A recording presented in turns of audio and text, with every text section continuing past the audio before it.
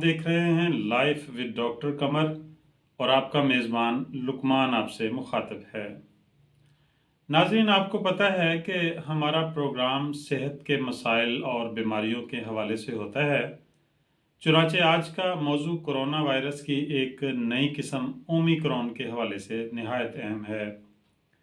इसलिए इस प्रोग्राम से ख़ुद भी फ़ायदा उठाएं और लोगों में भी ज़्यादा से ज़्यादा शेयर करें ताकि लोगों में इस हवाले से शऊर बेदार हो। मोतबर ख़बरों के मुताबिक जनूबी अफ्रीका से सामने आने वाली कोरोना वायरस की नई किस्म ओमिक्रॉन के केसेस दुनिया के लगभग 14 मुल्कों में रिपोर्ट हो चुके हैं।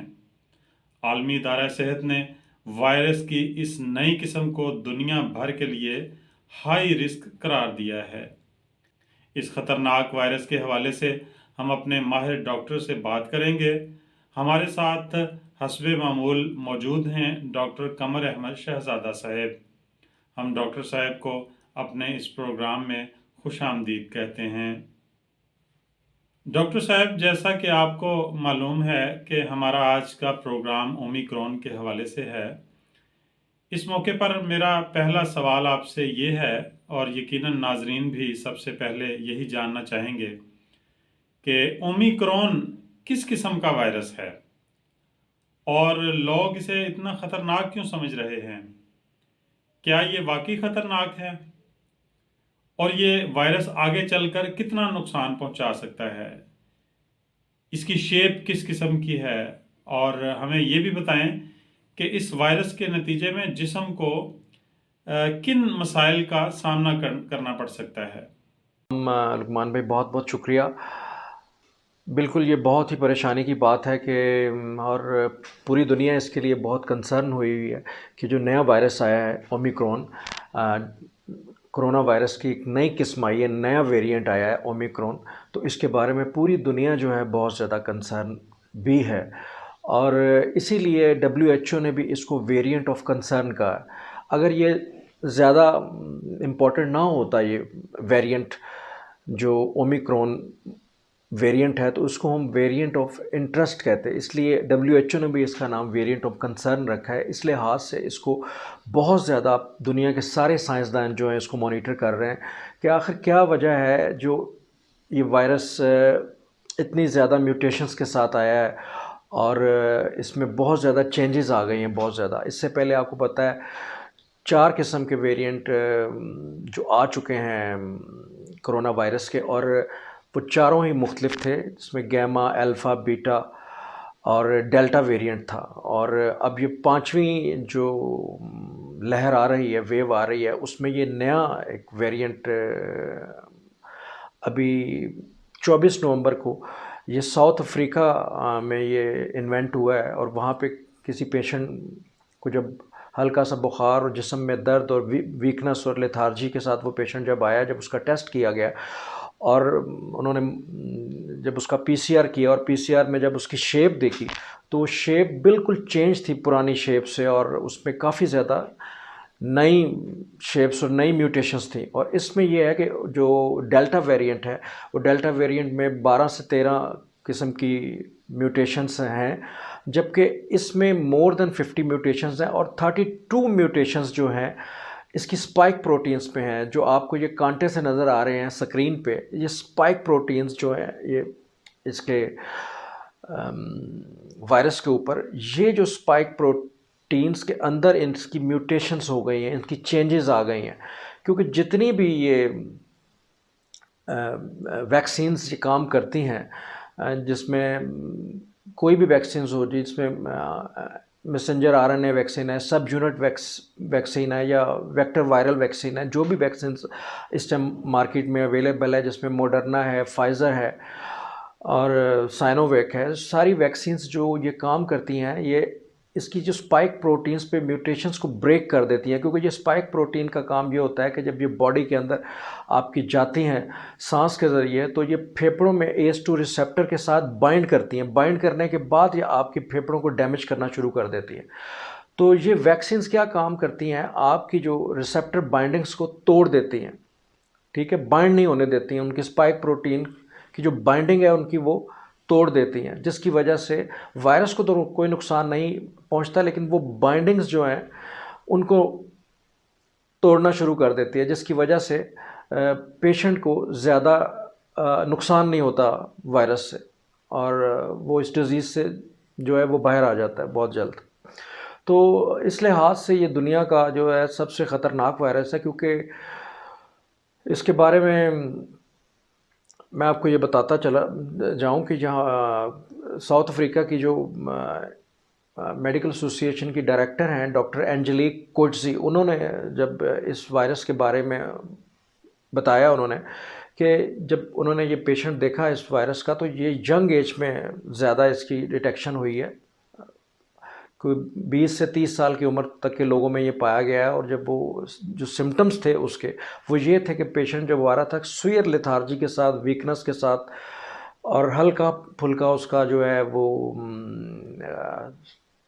गला ख़राब था, स्क्रैची थ्रोट था उसका बहुत ज़्यादा, और इतना ज़्यादा बुखार भी नहीं था, नाक हल्का फुल्का बंद था, मतलब माइल्ड, बहुत माइल्ड सिम्टम्स के साथ ये पेशेंट उनके पास आया।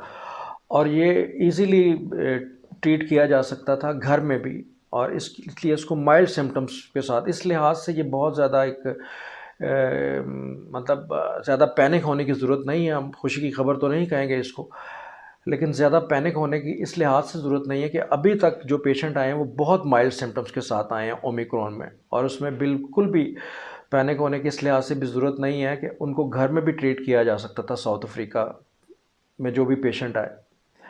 तो अब जितने भी दुनिया के साइंसदान हैं वो ये सोच रहे हैं कि इसको हम कम से कम 15 से 20 दिन तक अभी और मॉनिटर करेंगे। मॉनिटर करने के बाद इसकी जितनी भी इसकी जो पैथोफिजियोलॉजी है वायरस की, या जो भी इसकी सिम्टम्स एंटर होने के बाद पेशेंट्स में आएंगे, ग्रेजुअली पता रहेगा। लेकिन ये बताया जा रहा है it is one of the dangerous variant और more transmissible, quickly transmissible from one person to another, तो बहुत जल्दी ये ट्रांसमिट हो सकता है ये, तो इस लिहाज से ये बहुत ज़्यादा डेंजरस है। डॉक्टर साहब, यहाँ पर एक बहुत ही अहम सवाल करना चाहूँगा कि क्या पहले से डेवलप इम्यूनिटी या कुव्वत मुदाफ़ियत जो पहले वाली वैक्सीन्स ने जिस्म के अंदर पैदा की है, उसका असर ये ओमिक्रॉन वायरस ख़त्म कर देगा? और ये भी बताएं कि जो इम्यूनिटी पूरी दुनिया में पैदा हो रही है, क्या ये वायरस उसे भी ख़त्म कर देगा? ये तो फिर साइंसदानों के लिए बड़ी परेशान कुन बात है कि उन्होंने इतनी मेहनत करके पहले ही वैक्सीन्स बनाकर इंसान के जिस्म की कुव्वत मुदाफ़त बड़ी मुश्किल से बढ़ाई है, तो क्या वायरस उस इम्यूनिटी का भी सत्यानाश कर देगा और साइंसदानों के लिए भी नई मुसीबत खड़ी कर देगा? ये इसके बारे में आप हमें ज़रा थोड़ा सा बताएं।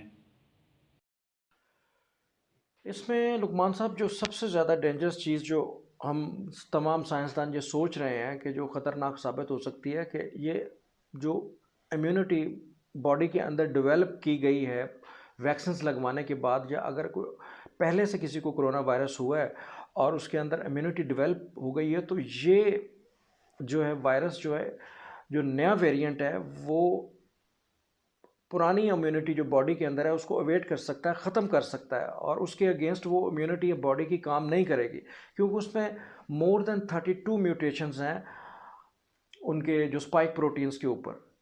तो म्यूटेशंस ही इतनी ज़्यादा हो गई हैं, उसकी उसकी चेंजेस ही इतनी ज़्यादा वायरस में हो गई हैं कि अब वो जो बॉडी के अंदर पहले इम्यूनिटी बन चुकी है वो उस वायरस के ख़िलाफ़ काम नहीं करेगी। इस वजह से जो है पूरे साइंसदान जो हैं, पूरी दुनिया के साइंसदान जो बहुत परेशान है कि हमने इतनी ज़्यादा मेहनत करके जो इम्यूनिटी, हर्ड इम्यूनिटी मतलब पूरी दुनिया में हम डेवलप करने की कोशिश कर रहे हैं, तो अभी 50% तकरीबन अराउंड जो है पूरी दुनिया में वैक्सीन लग चुकी हैं। तो इस तो ये ना हो कि खुदा ना खास्ता कि वो सारी मेहनत हमारी जो है वो ज़ाया हो जाए।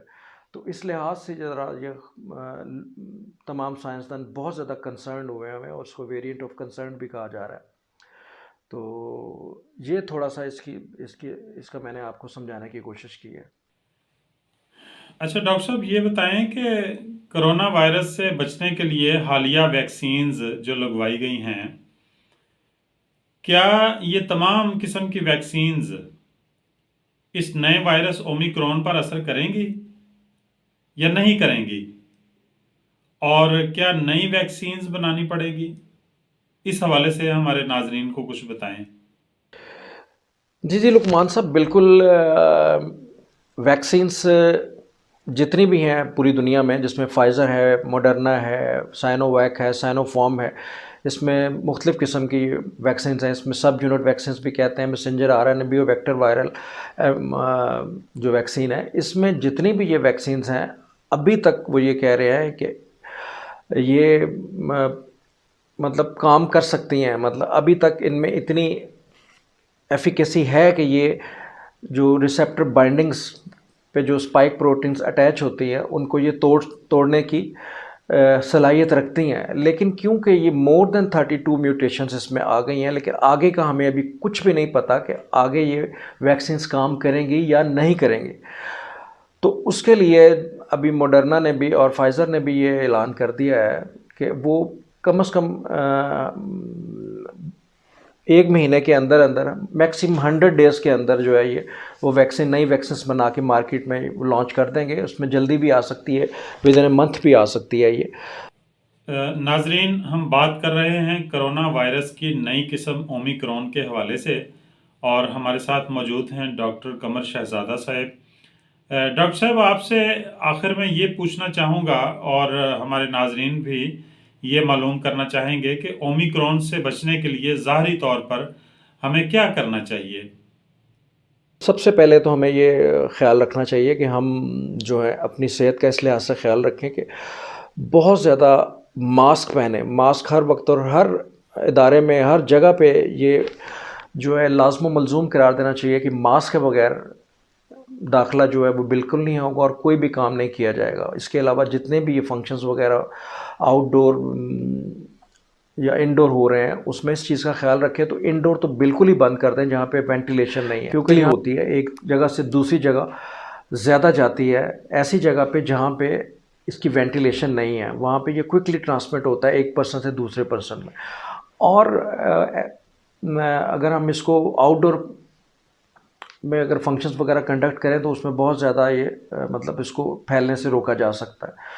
तो अपने जो है हैंड वॉश कोशिश करें, बार बार करें, और मास्क पहने, और किसी भी ऐसी गैदरिंग वाली जगह पे ना जाएं जहाँ पे बहुत ज़्यादा रश हो। ठीक है, तो आप जो है इस वायरस से बच सकते हैं। और हमें बिल्कुल भी पैनिक होने की अभी इस लिहाज से भी ज़रूरत नहीं है कि यही वेरिएंट जो है, जो पीसीआर वगैरह है, अभी उन्हीं मेथड्स के ऊपर इस वेरिएंट को भी डिटेक्ट किया जा रहा है।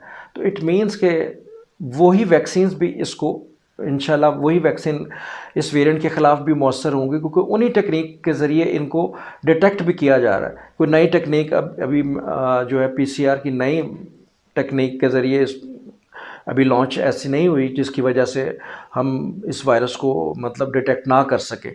इसलिए हमें ये बात जो है वो बहुत अच्छी है, बहुत खुशी की बात है कि पुरानी टेक्निक्स पे ही इसको जो है वो हम डिटेक्ट कर सकते हैं। तो इसलिए पुरानी वैक्सीन्स भी इस पे काम लाजमी करेंगी, उसमें थोड़ी बहुत चेंजेस लाजमी आएंगी। तो इस लिहाज से हमें जो है ज़्यादा टेंशन लेने की ज़रूरत नहीं है, और अल्लाह ताला से दुआ करनी चाहिए, इस्तग़फ़ार करना चाहिए कि खुदा ताला हमें इस वायरस से जल्द अज़ जल्द जान छुड़ाए।